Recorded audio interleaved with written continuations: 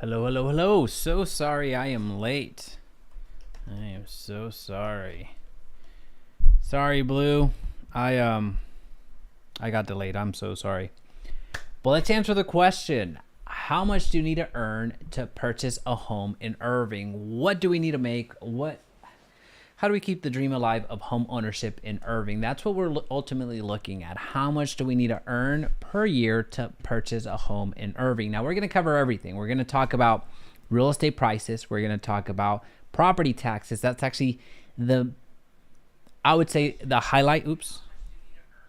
That would be the highlight of the video, if I do say so myself, mostly because property taxes are high here in the Dallas-Fort Worth Metroplex. Across Texas, it's actually the sixth the highest taxes, property taxes in the country.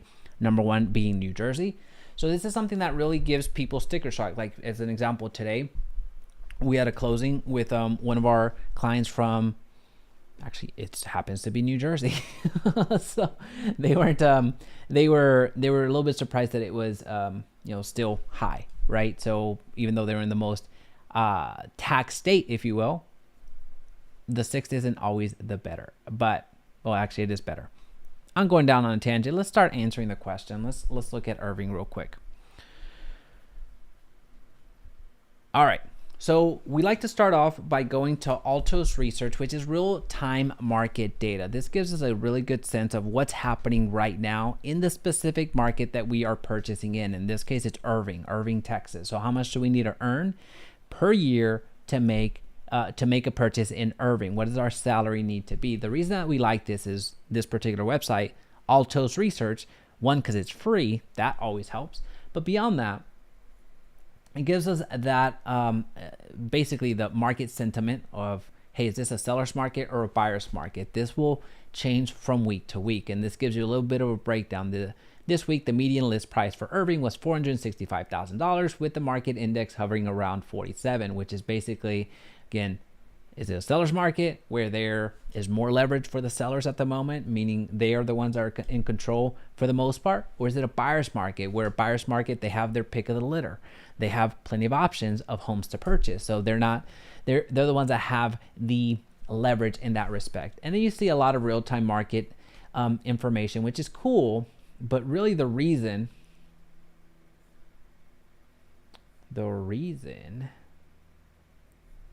I don't like this graph. This graph doesn't look right. All right. Well, this is Irving, right? So let's look at this real quick.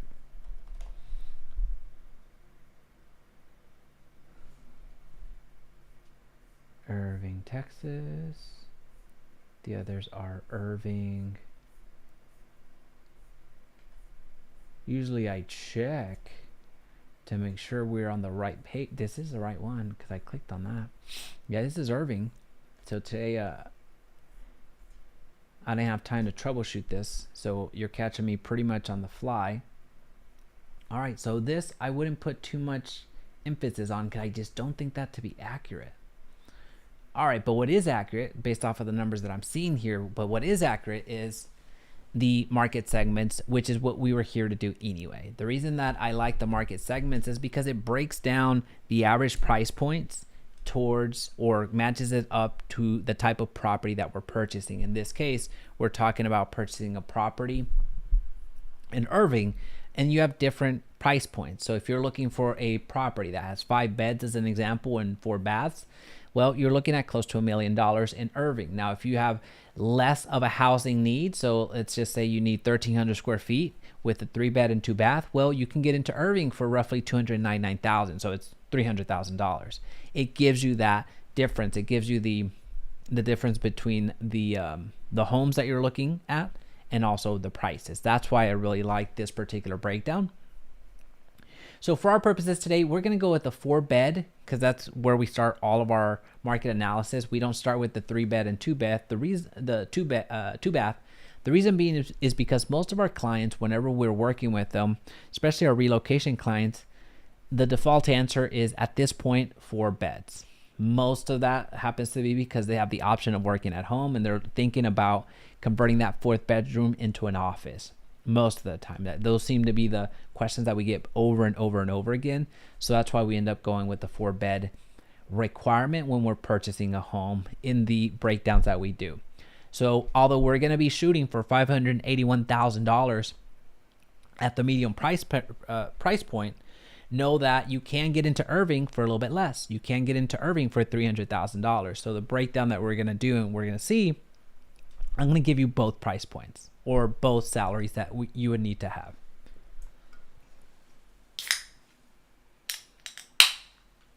I'm cracking up a cold one, cracking open a cold one. A sparkling water. Don't get any ideas. All right, let's keep going. Since we're going to shoot for $581,000, what we need to do real quick is give you a real life glimpse of what that will actually afford you in Irving. So what I like to do is give you a visual of what that looks like right now. Because when you get to those numbers, it's a bit challenging to kind of really wrap your mind around what actually does that buy me. So 581,000, I'm going to put the max 600,000. So right now in Irving, the amount of homes that are for sale under 600,000 are 95 properties. And you see the breakdown right here. Let me move my way out of the way. Right over here. So I can zoom in and give you the lay of the land. So what you're going to notice is a lot of what are essentially manufactured homes that are a little bit older. And here, just to give you an idea of where they're at, they're going to be south. They're going to be south here. They're going to be south of 183. These particular types of homes. How do I know? Well, because we have a lot of experience with Irving. So that gives you a little bit of a glimpse of what we're going to be talking about. All right, so 225,000. This is the price point that we're at right now. 270,000. You start seeing a different type of property, but you're still seeing more carports, basically, or converted garages into a room. So at this price point, just under 300,000. That's what you're looking at. Once you start getting closer to 300,000, you're going to start seeing more garages that operate as garages, but we're still not there yet. Right now that we got a little bit past the 300s, now you're starting to see the garages in their full glory as opposed to converted bedrooms. Now let's continue going because there's a few pages that I want to show you. We're not going to spend too much time here, maybe 10 more seconds, but I just want to give you a visual cue of the type of property that we're talking about when we're doing this breakdown. So this right now, you can see that's a rehabbed home. So I look for opportunities, especially if we have a need to be in central part of the Dallas-Fort Worth Metroplex, so we need to be in Irving, and maybe our budget isn't where we would like it to be. I usually look for rehabbed homes, for flipped homes that you might have a home like this next to a home that could use some updating. All right, so this is another rehabbed home. This is another rehabbed home. How do I know? Well, white seems to be the default white paint seems to be the default of rehabbers right now. All right, so let me go to the high end and let's start breaking down the math because that's why you came here.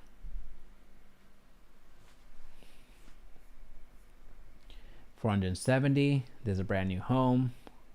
Now you're starting getting into bigger homes right here. This is going to be closer to the Las Colinas area. Now you start getting into the homes that you might expect at this price, and another new build. That's a pretty modern design. All right, so let's X out of that. Enough of that. Let's start talking some numbers because this is why you came here. All right, so we're gonna do this. We're going to get closer. I'm gonna show back up on your screen, and I'm gonna update this. As you can see, I did very little prep work, so my apologies. The content's still going to be good, I promise. Irving. The number we need to hit for Irving, as a reminder, 581,000. So what I'm going to do is put that here. This is the number we're trying to hit, 581,000. All right, so that's the price that we need to hit. Now, we're through with this. Again, it's free. For just go to altos.re and type in Irving or whatever city you're looking to purchase in, and then start making that calculation. Again, our North Star right now is to find out how much we need to make, how much we need to earn in salary to purchase a home in Irving. So here's what we have. All right, so this is the number that we're going to get to. This is our North Star. How do we fund this price when it comes to a real estate transaction? So let's start talking about down payments. But before we get to down payments in of themselves, let's talk about loan products. If you're not purchasing a property in cash, which very few people are able to do, if you're not purchasing in cash, you're going to get a loan. The two primary types of loans that are going to be available to you are what's called conventional loans and FHA loans. Both have different requirements, but in general, conventional loans long-term are less expensive. However, conventional loans are typically require a better credit score, less debt. You get more flexibility, but there are some additional requirements in order for you to qualify for a conventional loan. That's a very, very grossly simplified version of a conventional loan, or explanation of a conventional loan. The minimum down that you'll need in order to purchase with a conventional loan, the minimum down that you need to put down on a property is going to be 3%. So here, I'll show you the breakdown of what that looks like here in a little bit, so I won't do the math. The second type of loan that most likely happens, so most of the loan products are going to be either conventional or FHA loans. FHA loans generally are a little bit easier to get into, or a little bit more friendly towards credit, meaning you don't need as strong of a credit in order to get an FHA loan. However, typically those are a little bit more expensive, long-term and even short-term, because there's some additional cost at closing. So FHA loans, again, they are a great product because it allows you to get into a home. But overall, if you had to choose, most of the time I'm going to say, hey, get a conventional loan because it's going to be less expensive to you long term, and it gives you a bit more flexibility. Again, that's a 60 second that's a 60 second explanation of each, so we can keep going. Now, the only other thing that I'll add for an FHA loan is you need 3.5% minimum down payment. So again, 3.5% times whatever the price of the property is, that's going to be your down payment. Now, the breakdowns that we do, just because I like round numbers and to give a realistic expectation, because sometimes you're going to be asked to put a bit more down to meet with debt to income ratios for other reasons and all that fun stuff. So I typically go with 5% down as part of our analysis. So 5% down on all the breakdowns that we do for Plano, McKinney, Dallas, Fort Worth, Mansfield, Arlington, Crowley, Irving, we do 5% down. Now, the last thing that I'll say about down payment, I know you didn't come here necessarily to get a down payment, but you did come here to learn more about what you actually need to earn in order to purchase. So that's what I'm giving you.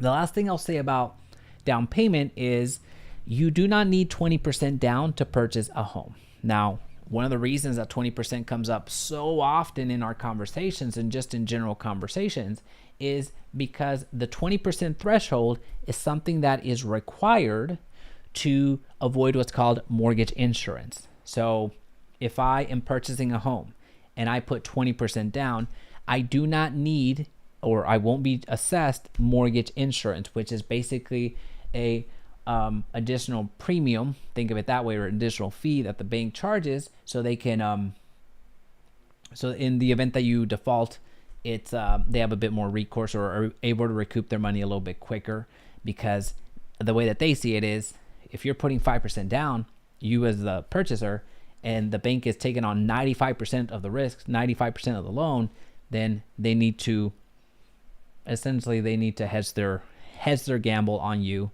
And one of the ways that they do that is through mortgage insurance. That's a rough way of explaining it.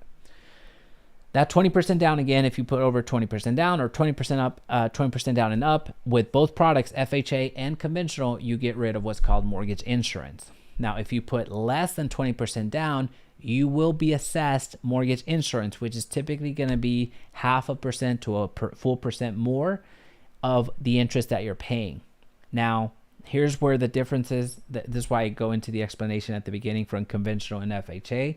The differences in the two is that from an FHA perspective, if you get an FHA loan, that mortgage insurance never goes away. It stays there for the life of the loan. Even if once you're 50% equity owner in that home, you're still paying mortgage insurance. If you have a conventional loan, then once you get to that 20% equity, then the mortgage insurance goes away. That's why it's important when you're looking at the options of the type of loan that you're looking at, you need to be able to discern or read in between the lines to really know what's best financially for you. That's enough of down payment. I did not plan to go off on so much of that. Interest rate. By the time you're watching this video, even if you're watching this video a week from now, a day from now, your interest rates are going to change. So the best thing to do is go to mortgage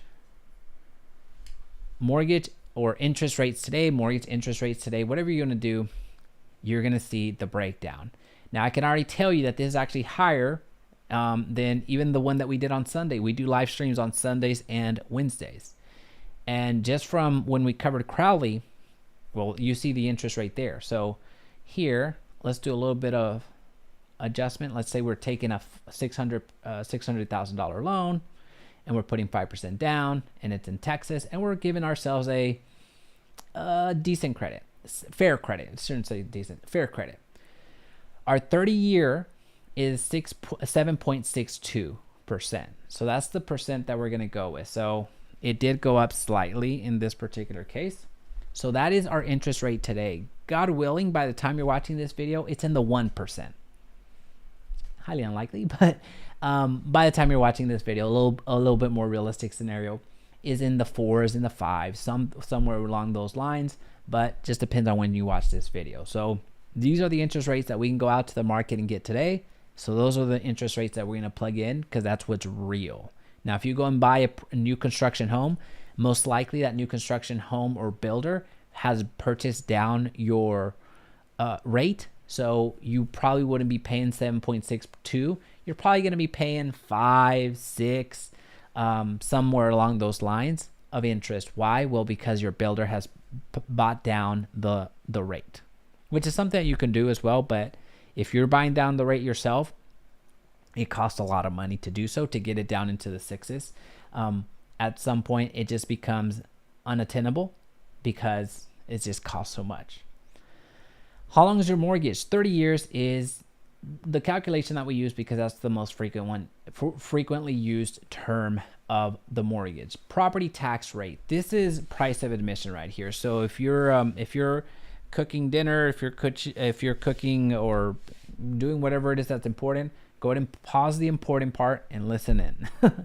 Or just pause this video and listen to it later, because you're going to want to really have a full grasp on property taxes. Even if you're not buying today, even if you're not buying in a month, the property tax information that we're going to talk about today is very important because it affects you for as long as you own a property, because that's how long you're going to be paying property taxes. As long as you own property, especially here in Texas, you're paying a higher property tax rate than most of the country. As mentioned at the intro, it's the 6th highest property tax state in the country. New Jersey happens to be one. All right. So here's what we do. Property taxes is comprised in the Dallas-Fort Worth Metroplex of at least 3 parts of your property tax rate as a whole. There's in the Metroplex, there's going to be up to 5, but 3 for sure are going to happen. One is going to be the city tax. So the city itself has a property tax. Second, your county tax, depending on where you're at. So Irving is in Dallas County. You're paying the Dallas County tax. ISDs, Irving has an independent school district, like all of the cities in the Dallas-Fort Worth Metroplex. So you're paying for that portion. So those are the 3 that you're going to have, regardless if you live in Crowley, Fort Worth, Dallas, Denton, McKinney, Plano, wherever. You're going to have those 3: city, county, and ISD. The other 2, sometimes you're going to have one, sometimes you're going to have the other, sometimes you're going to have both. As an example, with Crowley, when we did our breakdown, that gave us a 2.66% property tax rate. It included all 5. It had the city, it had the county, it had the ISD, it had the higher education or the think of the community colleges, and it had the hospital network. So think of, I think it was JPS, if I'm not mistaken, when we did Crowley. So there's a hospital, think of it hospital tax, if you will. So what we're going to do now, our responsibility is to go to Irving or find what this property tax rate is on Irving. So all we have to do is go back to our friend Google, Irving, Texas property tax rate. So we're going to Google this and try to go directly to the source. So here you see the city of Irving, that's the government website. These other smart asset, this is official, this is official. This is official. This one, I believe it's from an attorney, if I'm not mistaken. Don't follow these. Why? Because they change considerably. So here what they're saying is the average property tax rate in Irving is 1.99. Well, let's see if that's true or not. So here, I like the fact this is really showing good signs because it might be able to break it down like very few cities do.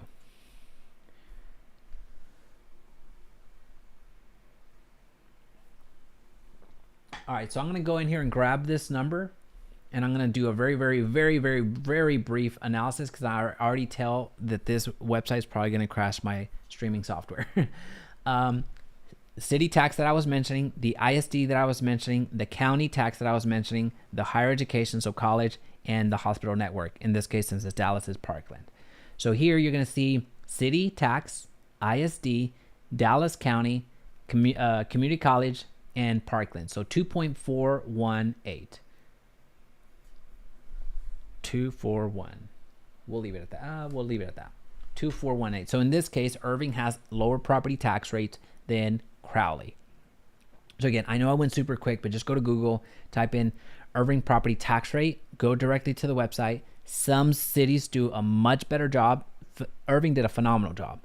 Other cities, I cannot give the I cannot be it's hard to give them a compliment. We'll put it that way.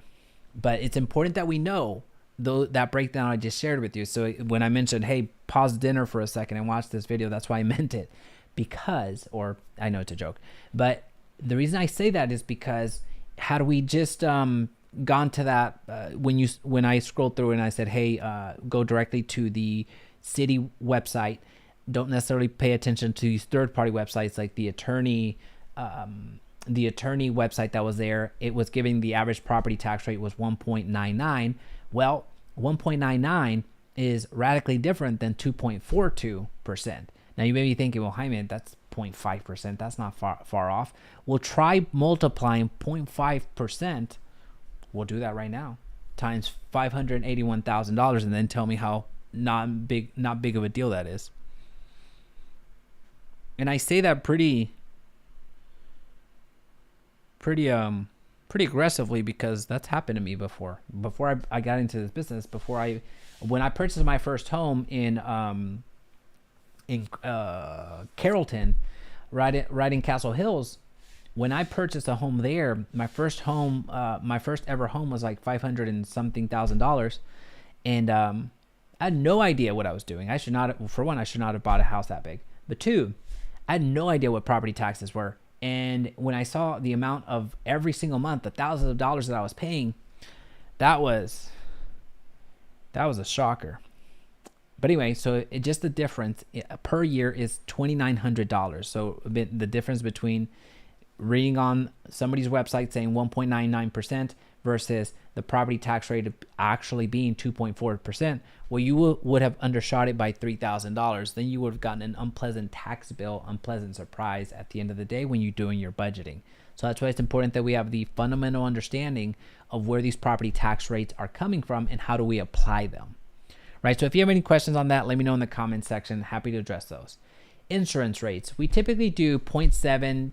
We would historically put 0.7% times the value of the home and then divide it out by 12 months. However, with insurance premiums going so high, not just in home insurance, but also car insurance as well, we've ratcheted it up just a little bit. So now we multiply 0.75. This is a percentage, by the way. So this is 2.42 and this is 0.75. So we multiply 0.75 times the value of the home and divide that out by 12 to get what our realistic monthly premium will be. It could be up, it could be down, but this is going to be a good number to give you. Conventional, we're going to assume it's a conventional loan and that we have good credit. Yearly HOA fees. Depending on where you buy in Irving, you're going to see HOA fees. A big portion of what's under 183, Highway 183, is not going to have an HOA. A big portion of what's built north of 183, especially in the Las Colinas area, you can count on having an HOA. So for our purposes today, we're just going to leave $400. It's not going to make or break our calculation. So we're just going to put a number there that we feel comfortable with, which regardless of what your opinions are on HOAs, if there's a home that has an HOA on it and you're thinking, well, I'll just buy a home here and I won't pay the HOAs out of principle. Well, good luck with that, because they will put a lien on your home so fast, and they will find a way to get you to pay or get you no pay, no stay, basically, is what they'll do to you. All right, so here we go. $581,000. That's what we're getting into. So let's just start at, let's say we make $100,000. That's going to be our budget right now. That is what we make per year. Now, because if you have dual income, congratulations, you can add the co-borrower's income here. So whoever's going to be on the loan. Now, one of the questions that comes up is, well, how many people can I get? Can I just get all of my homies and we can sign on one loan? You could try. There's technically no legal limit to the amount of co-borrowers or co-signers that you can have. But most banks are going to cap it. Most banks are going to give you at max 3 co-signers. Beyond that, you're not going to really have a bank that will approve that. So again, there's no legal, hey, this is the maximum. Hey, culture. Thanks for being here. There's no limit to the amount of folks that you can add to your loan, but most banks won't get you more than three people total in that loan. Now, you do want to include your debt. So as you're putting in your income, you also want to include your debt. So we're talking student loans, we're talking car loans, we're talking child support, we're talking credit card loans or credit card payments. That is what's debt. What's not debt is basically what you're using to live. Groceries, utility, phone bill, things like that. Those are expenses. Those are not necessarily debt. Then you're going to put, just for clarity, just put the name of the debt so you know that, hey, I did account for the student loan. I did account for the credit cards, and then the minimum monthly payment. Not what you put, because you could be putting extra. Put the minimum monthly payment, because that's what the number that is going to be run by your lender is going to come from. All right, so before I explain this, forget that for a second. I do need to give a shout out to our friend Cal Seagrace, who created this tool, the max price calculator tool. It is linked down below. So where it says like home buyer tools, this is where it's at. So make sure you go in down there and get this tool for your purposes. And he has a YouTube channel, Win the House You Love, so go and check that out. So a little quick recap. These are the inputs that happen to be in play today. The real estate price that we're trying to purchase, down payment that we're putting down, the interest rate that we could readily go out there and get, assuming a few things like credit and things of that nature, property tax rate, the insurance estimation basically, and then an estimation of HOA, which doesn't factor into the loan, but we just add it.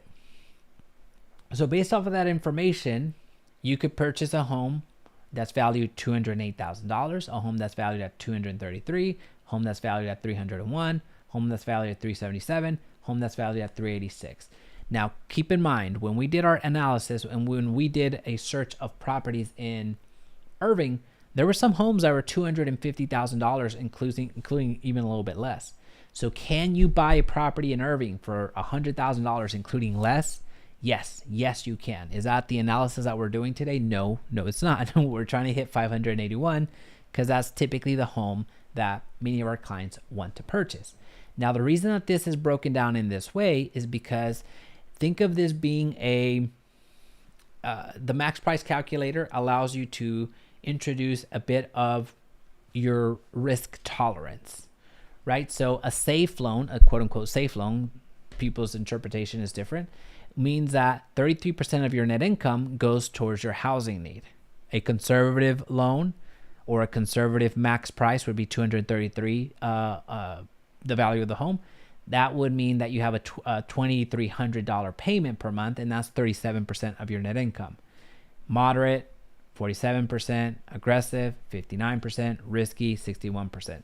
Can you get approved for these numbers down here? Yes. Do you need pristine credit? 100% you do. But a lender, what's their job? It's to lend. So this is where I really have to caution you on having a firm understanding of what we're talking about here, because simply because a lender can qualify you for this amount or a higher amount doesn't mean that we should take that, because some of you might not feel comfortable putting 60% down of your net income into your housing. What happens if there's a delay? What happens if we get laid off? What happens if scenarios happen, situations happen all the time? I'm not telling you how to manage your finances, but in some way I want you to be cautious, because depending on the lender that you get, they may not always go through this scenario with you. They'll say, hey, yeah, you're approved for $600,000, and you're out there looking for a $600,000 loan or home, and then kind of find out, oh, hell, I didn't think that this payment was going to be this high, right? So we get those surprises that happen all the time. My spouse and I, that's funny. Cool. So again, just making sure that I have that little conversation with you, because it's a conversation that we have with our clients. Because for agents, what's our responsibility? Well, we get you into a home, we negotiate, we take you to the closing table and all that fun stuff. But at the same time, I say this mostly because the reason I go through this breakdown with our clients so much is because of this right here. You're going to hear me talk about property taxes a lot on this YouTube channel. There's a reason we have a lot of property tax content here, because let's just say prices appreciate as high as they happen over the years. Well, now that 2.42% multiplied by $200,000 more of the value of your home, well, crap, that puts your monthly mortgage payment straight up and down. Like it'll put you in situations to where you can't afford the home any longer and you have to leave. That sucks. It happens every single day, and I just want you to be aware of that.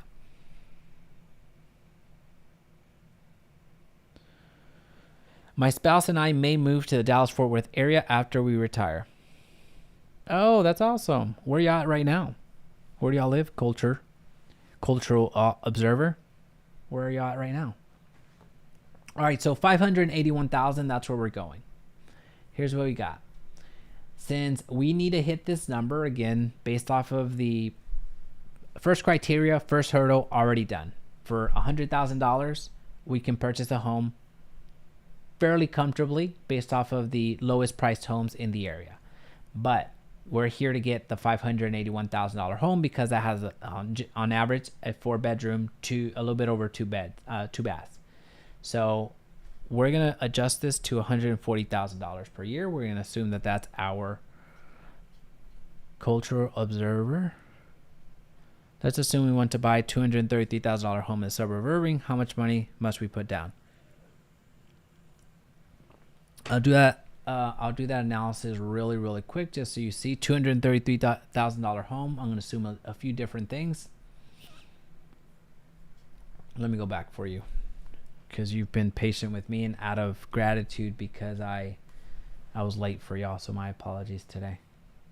What was it? 233? Was that the price? 233?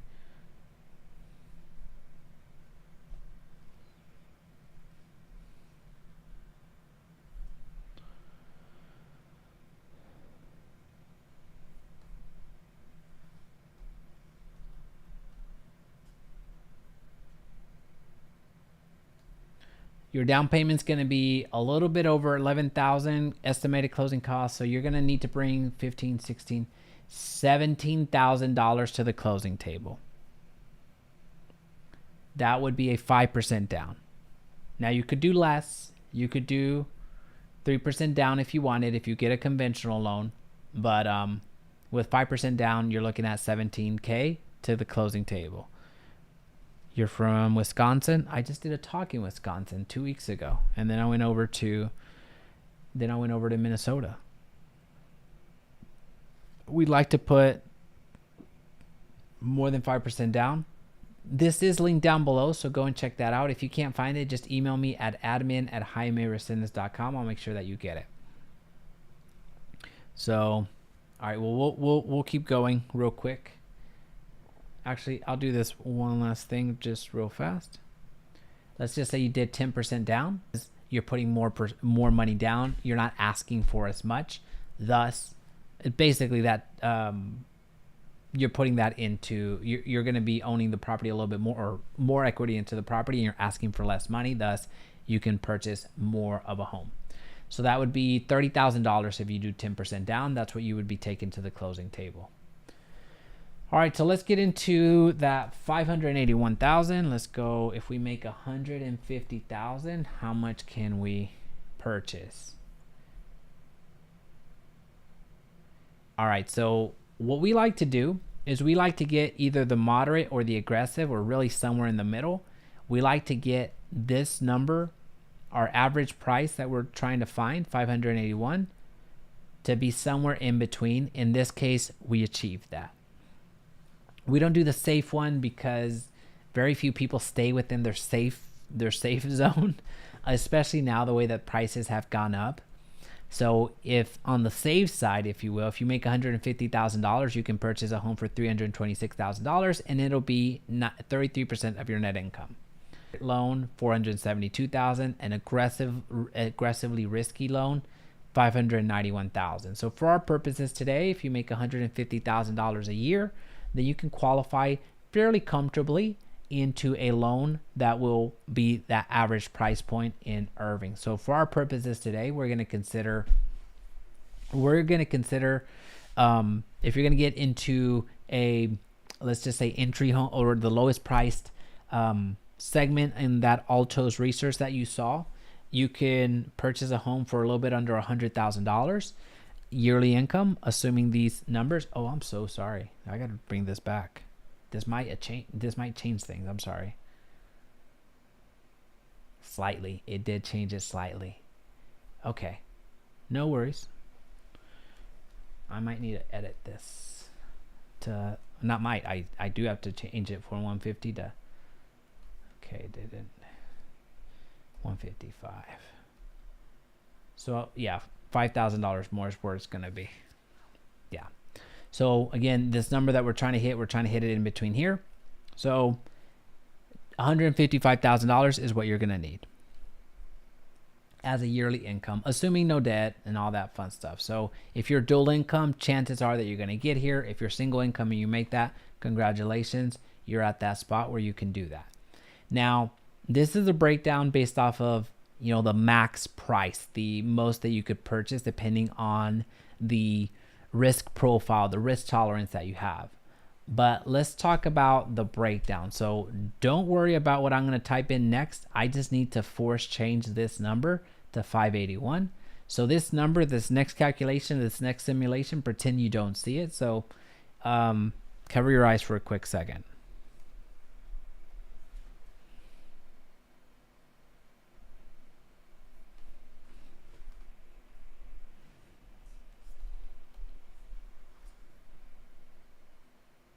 Close enough. We're not going to get down to the penny. So what I was trying to do, again, just trying to get this number to be as close to $581,000, which is a medium price, because I wanted to show you what the total monthly payment would be and also what that breakdown is. So if you're purchasing a property in Irving for about let's call it $590,000, right around that ballpark, which is the medium price point right now, and you're doing 5% down, you're essentially looking at $30,000 down, estimated closing cost of 14. So coming to the table, you would need $45,000. $45,000. You either need to wire that into the title company or have a cashier's check with that amount in order to close on the property. That's the breakdown there. Now, principal and interest, you're paying almost $4,000 in both the principal, which is the amount that you borrowed, and the interest, which is what the charge is, what the cost the bank is charging you to borrow that. Property taxes, this was a sticker shock for me. This was a sticker shock for me. Remember, whenever I purchased my first property, I didn't know what this was. And for me to see $1,000 every single month go out just to property taxes, it was shocking to me, to say the least. So property taxes is so important that we factor those in, because although, here's my little caveat, just so no one comment as much as you want. I'll be respectful in return, but this property tax rate, this is actually on the conservative side, or this property tax amount is actually on the conservative side. Why? Well, because this property tax is assuming, incorrectly by the way, assuming that the property tax rate is based off of the actual market value of the home. In this case, it's multiplying that 2.42% times this, which is the market price, the price that you're purchasing the property for. The reason that I'm saying that that is wrong, that you're going to actually be pleasantly surprised that property taxes are going to be slightly less, is because the county, whenever they're going out and collecting taxes, they're not multiplying the tax rate times the market value. They're multiplying it times the assessed value. Oftentimes, the assessed value is lower.